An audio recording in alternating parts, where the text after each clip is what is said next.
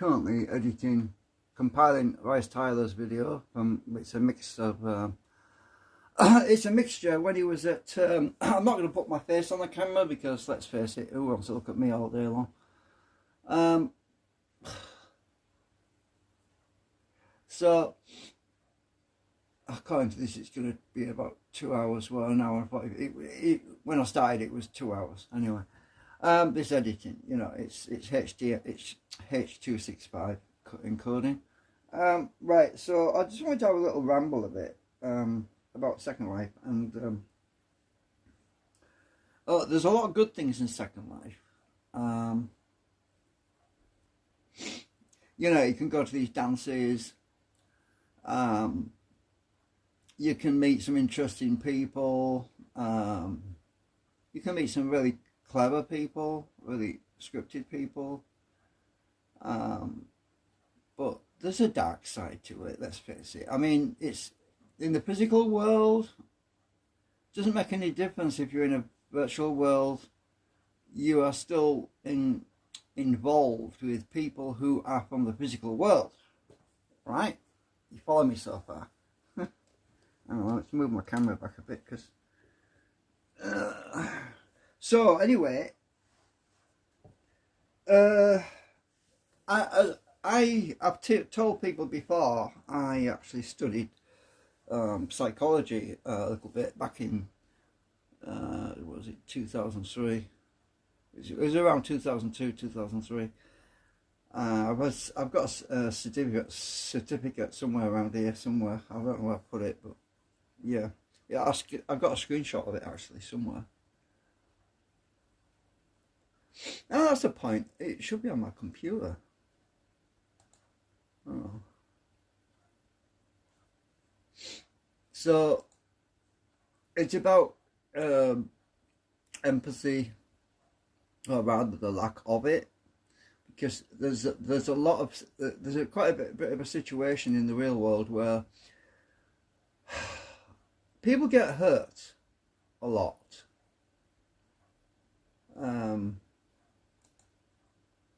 And it's usually because of expectations.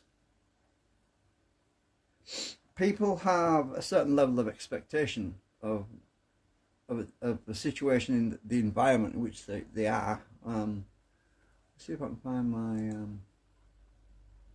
thingamajig. Is it? Oops. Yeah, I think that's it. So yeah, that's my certificate. I took a screenshot of it ages ago. Oh, you can't see it because it's bleached out. Yeah, I was doing a study in congruence and body language. It goes all weird when you zoom out, it goes bleached. Anyway, enough of that.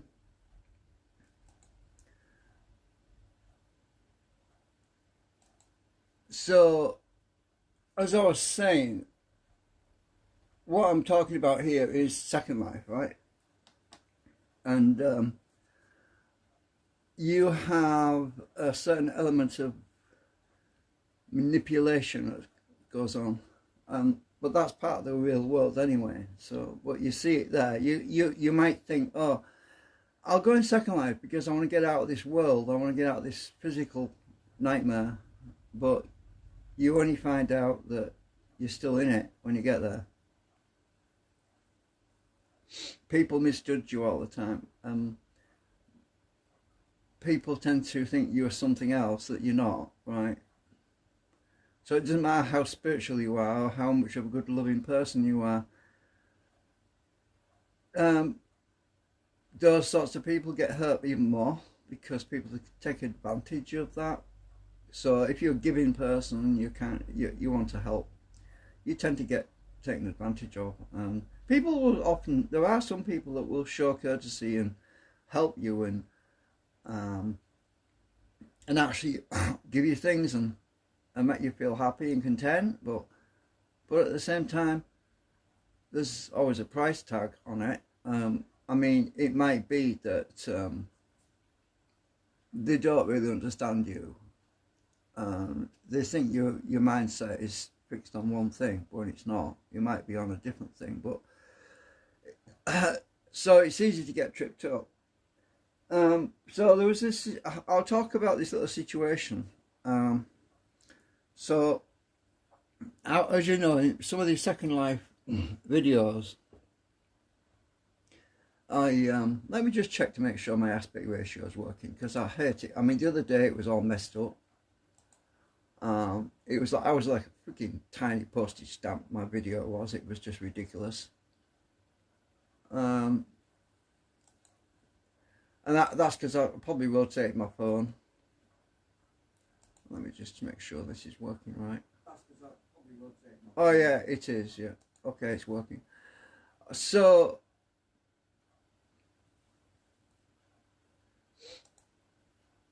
Right, this situation was, I normally go to these dance contests and I record some of them, not all of them, because I'm trying. People think that I'm there to benefit from them. I'm not. I'm there because I wanted to help Second Life. I wanted to. My YouTube is not monetized. I mean, it's September 2024 right now, and I am not monetized at the present moment.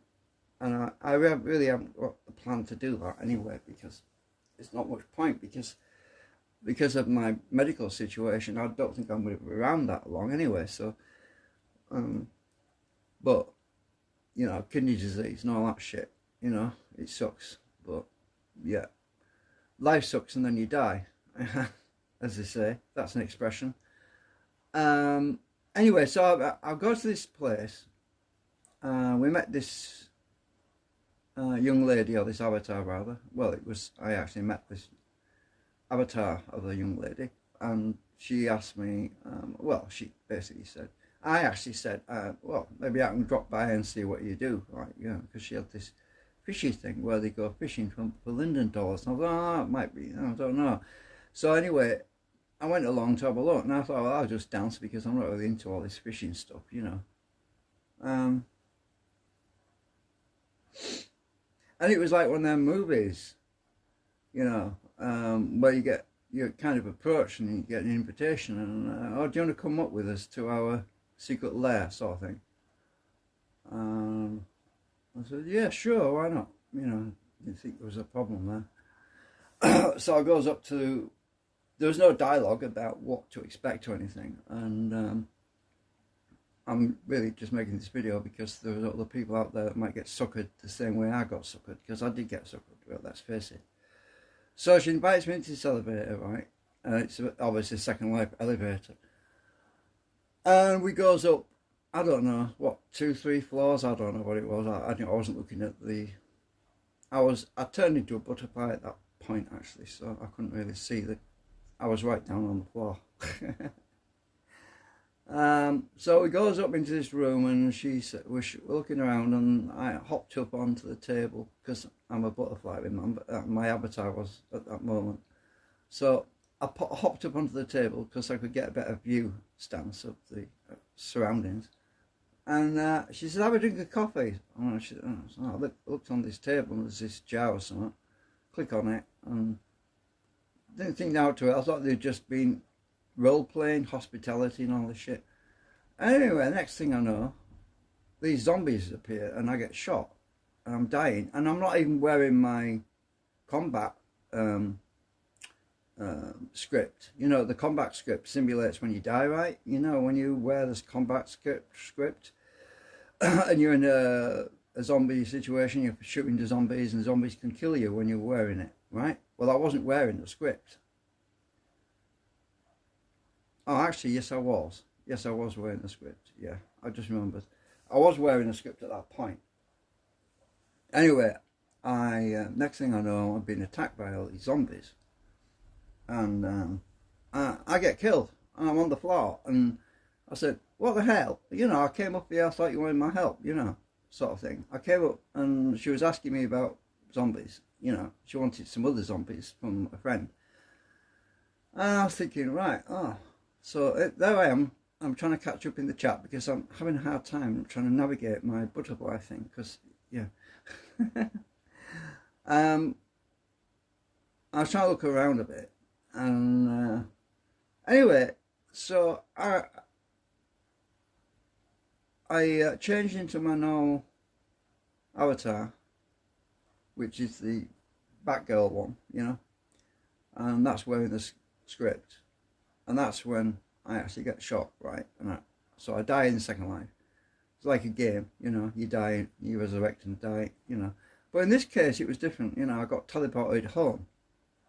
But what the fuck? I thought they wanted my help, you know. And there, I thought, you know, I thought they wanted me to, and then I realised, you know, they were just using me as a test. I was a dummy. She was talking about, she had these, what they call them,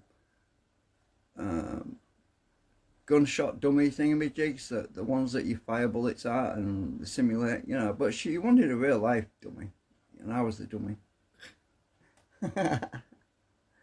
Anyway, so I get teleported home. I thought, what the fuck, you know, sort of thing. And I thought, oh, well, I've got a history in my chat. It says I was teleported from, so I clicked on it to teleport back. And when I get back there, there's nobody else there. They've all been killed or something by the zombies, and they've all been teleported home. And I'm thinking, what the hell? And there's just this room full of zombies. And I read back in the chat, because I didn't see it at the time.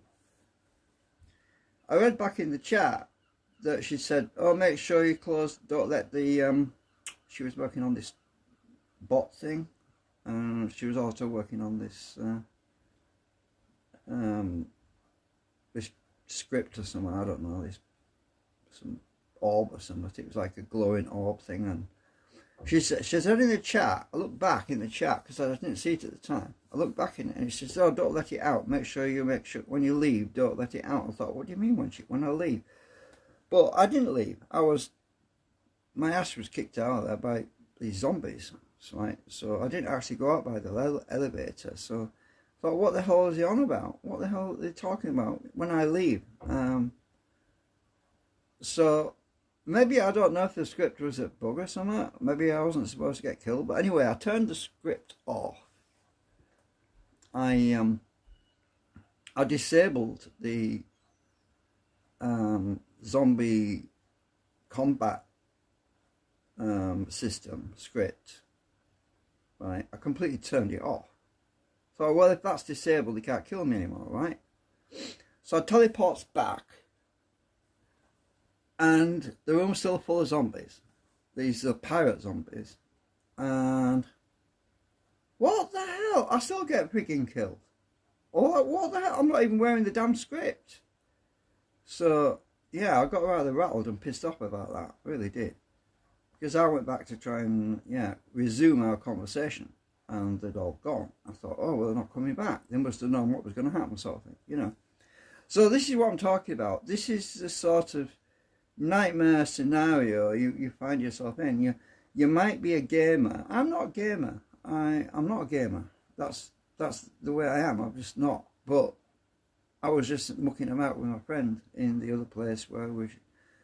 Because years and years ago, I think it was when I was 18 years old, it was all new to me at the time. And I actually got an air rifle at one point, but it was only for a short period because my brother got his hands on it and smashed some of his greenhouse with it. So I had to get rid of that. But when I was 18, as I say, it was kind of a new experience. Oh, you're old enough to have you're old enough to go in pubs. You're old enough to have an air rifle and all this shit, you know. When you hit that age, oh, there's all these things you can do that you couldn't do before. Oh, you can drive as well and all this shit, right?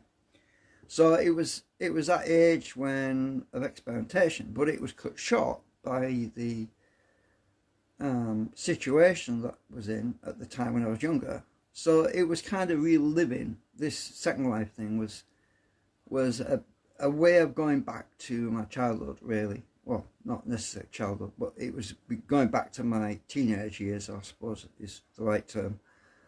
So it was a way of reliving my teenage youth, the part that I missed out on, you know. So that's the only reason why we go around shooting these zombies and that, because it's a bit of fun. Like, it's like reliving your teenage youth, or when you were sort of at your prime and everything.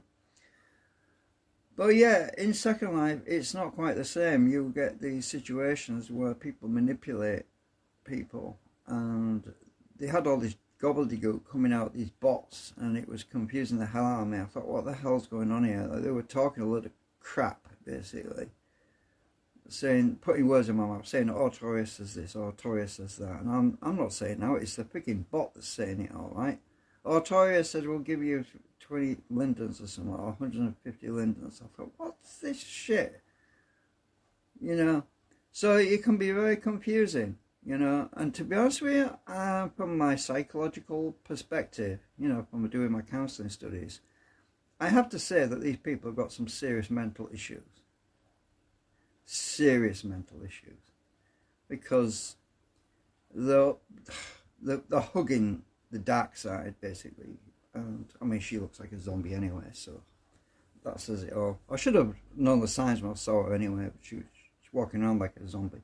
So the zombie pack, basically.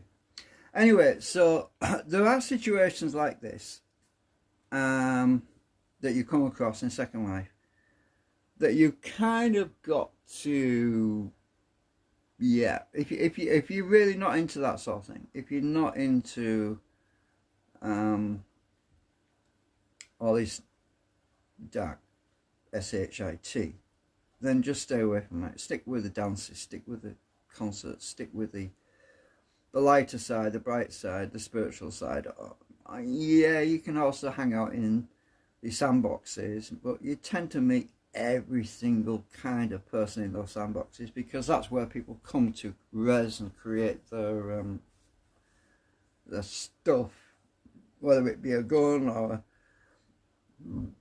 an avatar, or what you call fake avatars, because we have these imposter avatars as well, which are just like dummies, remote control dummies sort of thing.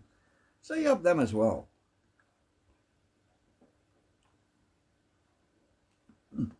Oh God, I needed that. I'm just drinking some coffee because I just had a one of them microwavable chicken burgers things, and yeah, I don't know what they put in it, but it repeats on me a bit. Anyway, so as I was saying, there are some pretty interesting places to go, and I'm pretty sure I understand why a lot of people keep themselves to themselves. So the friend who I made in Second Life, he pretty much has been through it all. He's had bad experiences, and he's kind of stuck as well.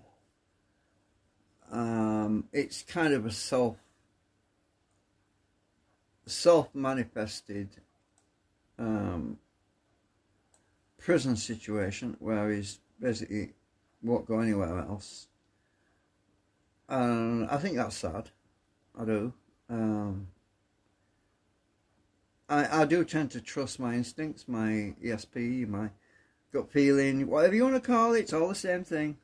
ESP, gut feeling, psychic, second sight, women's intuition. It's all the same bloody thing. So stop calling. Just, you know, when I come across these people, right, and they said, oh, I don't believe in psychic phenomenon, or I don't believe in ESP. That's, my gut tells me it's bullshit. And I'm thinking, you idiot, you just said that you were using your gut feeling. That's the same freaking thing. That's, are you a freaking idiot? You know? I mean, that's like saying, I don't believe the sky is blue. But it is blue. If you know what I mean. So yeah, you come across a lot of crazy stuff. I mean, these flat earthers, I mean, oh my God, really? Flat earthers? I mean, they believe the earth is flat. Come on. Has anybody ever been to the hospital because they fell off the edge of the world? Come on. Anybody? Can you name one person that's fallen off the edge of the world? I'm not talking about a freaking cliff. I'm not talking about a bloody mountain. No, I'm talking about the edge of the world where everything just suddenly stops and you look down, there's nothing there. I mean, the closest thing to the edge of the world, the closest thing to a flat earth would be in the Langoliers, where the land just falls away into a black abyss and there's nothing except darkness below and there's a bit of land sticking out. That's the closest thing I have ever seen out there that could come close to a flat earth situation. And that was pure fiction. Pure fantasy. I don't know why people want to believe that. I have no idea. I think it's just a low IQ situation. They just haven't got the brains to work it out that the world is round. I mean, everything is round. Everything ends up being round. You can put a flat pebble, as in a stone, on the beach, and in 1,000 years that pebble is going to be round because the sea tosses and turns it and it grinds the corners off and eventually it ends up being round. Everything in nature usually ends up being, well, not perfectly round, but it'll end up being oval shaped or at some point. It's just the way nature works. It likes to have things that are roundish. You know, that's why planets are round, because gravity tends to pull the surface matter into a ball, basically. So in outer space, if you have what's called an asteroid field, as in, you know, a large area of space where there's lots of small dust particles and lots of rocks and, you know, and if you get a gravitational field within the center of that mass, it will eventually pull them all together and it'll form a round sphere. Well, not perfectly round, but it'll be round-ish. It certainly will not be flat, trust me. There's no way it's going to be formed into a flat disc. That's something that mankind does. That's something that's artificial when it's perfectly flat. Anyway, I'm rambling again. If you get a magnet, right? You get a magnet anyway, and you try to put about 30 ball bearings on the end of this magnet. You try to make them up so they're all flat. They will not stay flat. They'll curl up into a ball, basically. The magnetic field has a tendency to pull things into a spherish shape. You know, I've done that test in my previous research many times, that sort of thing. Putting ball bearings on the end of a magnet, and you see what happens. But magnetic fields and gravitational fields behave very, very much in the same way. Anyway, so my little rant about some of the pitfalls.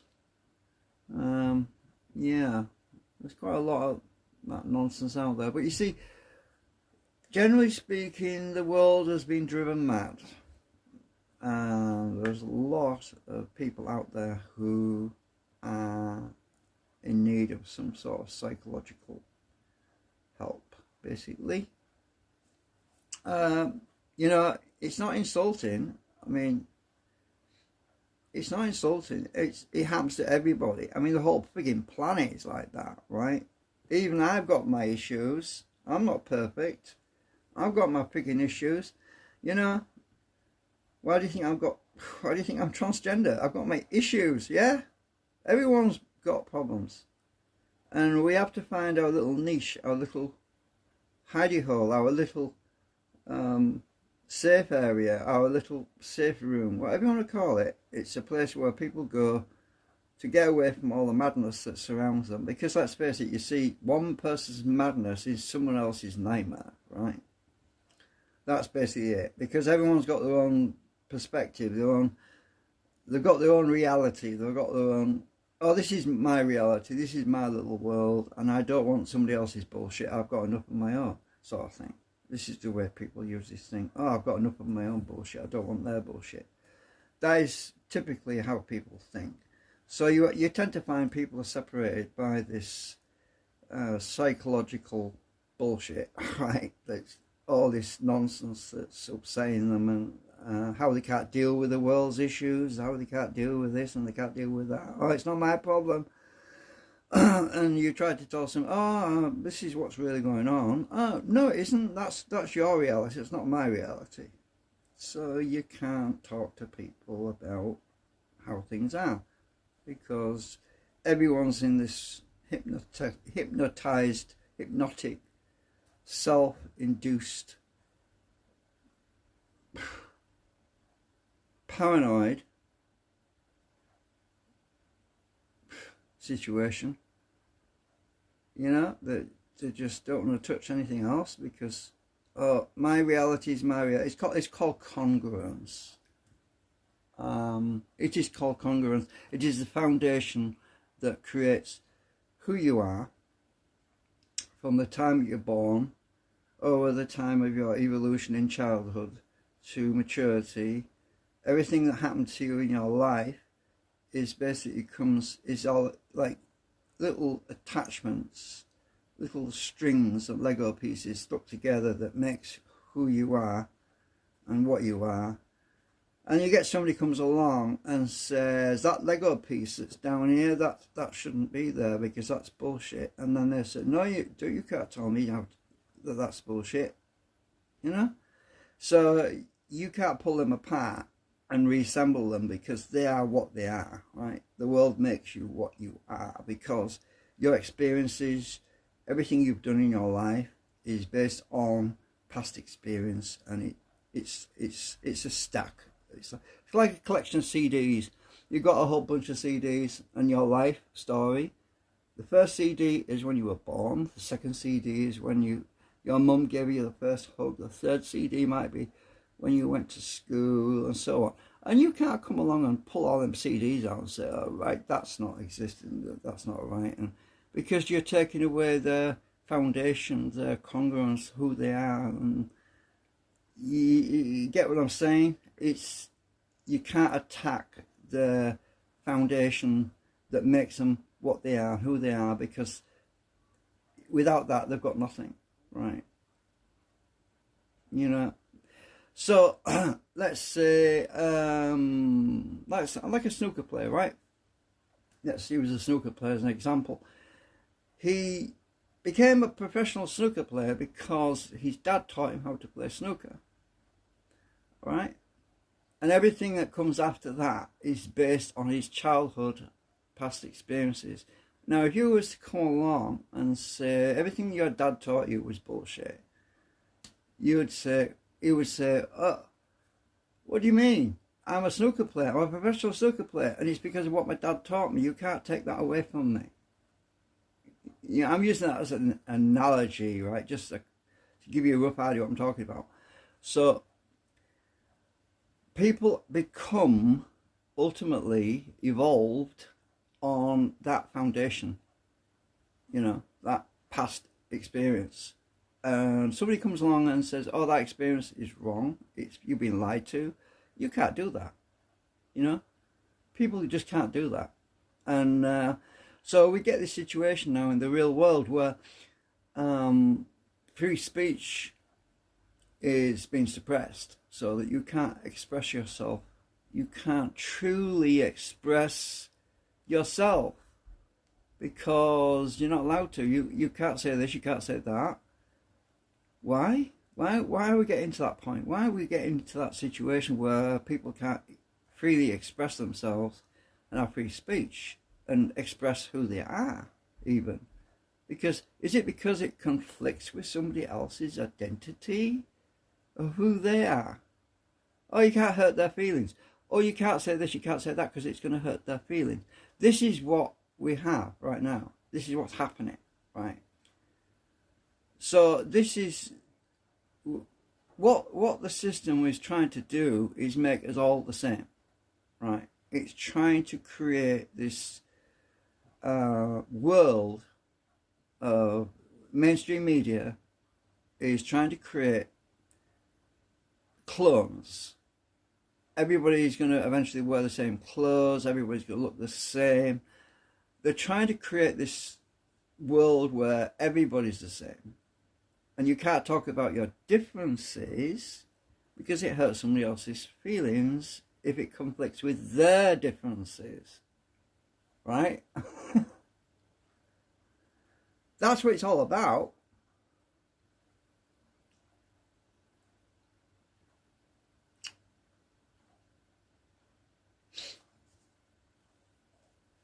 my god, this is taking forever.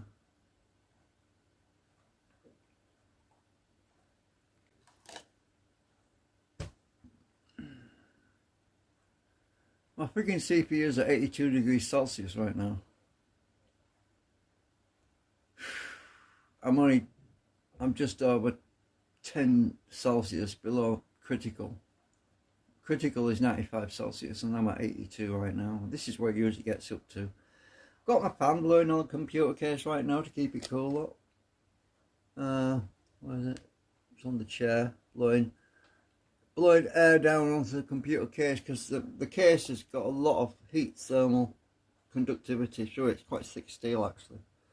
So it blows, keeps the case cool, and that helps the air inside, which is blowing around inside the case, from the other fans in there, it helps to extract the heat through the case. So it's basically a form of passive cooling. And I'm going to go because I've been waffling now for 31 minutes and 26 seconds and I've not even seen one person watching the live stream, so I've got this feeling it's not working. Anyway, no worries, I've got it all off my chest, that's all I care about. Doesn't matter if people don't agree with what I'm saying. It's my perspective on what's going on. To me, that's helps me get it off my chest, right? It don't make no difference if nobody wants to watch it or listen to it or give me a thumbs up or give me a thumbs down. I really don't give it, you know. But I mean, a few years time, maybe we won't be able to even do videos like this. Or has it already arrived? God knows. Bye for now.